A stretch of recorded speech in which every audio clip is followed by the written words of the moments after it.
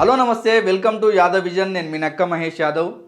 హైదరాబాద్ సమీపంలోనే కోకాపేటలో అనేక సామాజిక వర్గాలకు, అదేవిధంగా యాదవ సామాజిక వర్గానికి కూడా బీఆర్ఎస్ ప్రభుత్వ కాలంలో యాదవుల కోసం 5 ఎకరాల స్థలం కేటాయించి భవన నిర్మాణానికి నిధులు మంజూరు చేసిన విషయం మనందరికీ తెలిసిందే. అయితే ప్రభుత్వం మారిన తర్వాత మాత్రం పరిస్థితి మారిందా అన్న ప్రశ్న ఇప్పుడు యాదవ సమాజంలో అయితే తీవ్ర చర్చకు దారితీస్తోంది. రేవంత్ రెడ్డి ప్రభుత్వం అధికారంలోకి వచ్చిన తర్వాత కోకాపేట యాదవ్ భవన్ ఓపెనింగ్పై ఒక్క మాట కూడా మాట్లాడకపోవడం యాదవుల మనోభావాలను దెబ్బతీస్తుందని యాదవ సమాజ నాయకులు బాధపడడం జరుగుతుంది. యాదవులు అంటే నీతి నిజాయితీకి మారుపేరు, హైదరాబాద్ సదర్ యాదవుల కదర్ అంటూ సభల్లో పొగడ్తలు కురిపించిన రేవంత్ రెడ్డి మాటలు ఇప్పుడు కేవలం మాటలకే పరిమితం అయ్యాయా అని కూడా ప్రశ్నించడం జరుగుతుంది.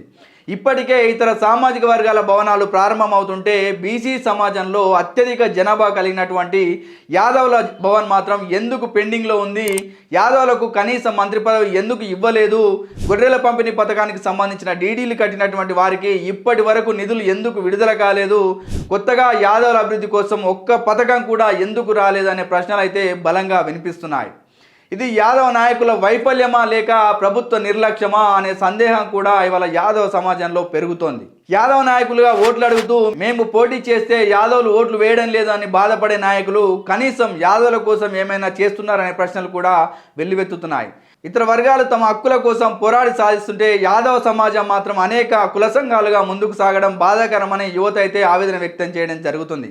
స్వాతంత్రం వచ్చి 70 ఏళ్లు గడిచినా యాదవుల కోసం ఒక హాస్టల్ కూడా నిర్మించలేకపోవడం సమాజ చైతన్యానికి అద్దం పడుతుందని విమర్శలు వెల్లువెత్తుతున్నాయి. కోకాపేట యాదవ్ భవన్ను తక్షణమే ప్రారంభించాలి, యాదవుల విద్య, ఉపాధి, ఆర్థికాభివృద్ధికి కేంద్రంగా ఉపయోగించాలన్న డిమాండ్ అయితే రోజు రోజుకి పెరుగుతోంది. యాదవ సమాజం ఇకనైనా మౌనం వీడుతుందా, కోకాపేట భవనం ఎప్పుడు ఓపెన్ అవుతుంది, ప్రభుత్వం స్పందిస్తుందా అన్నది చూడాల్సినటువంటి అవసరం అయితే మనకు కనిపిస్తోంది.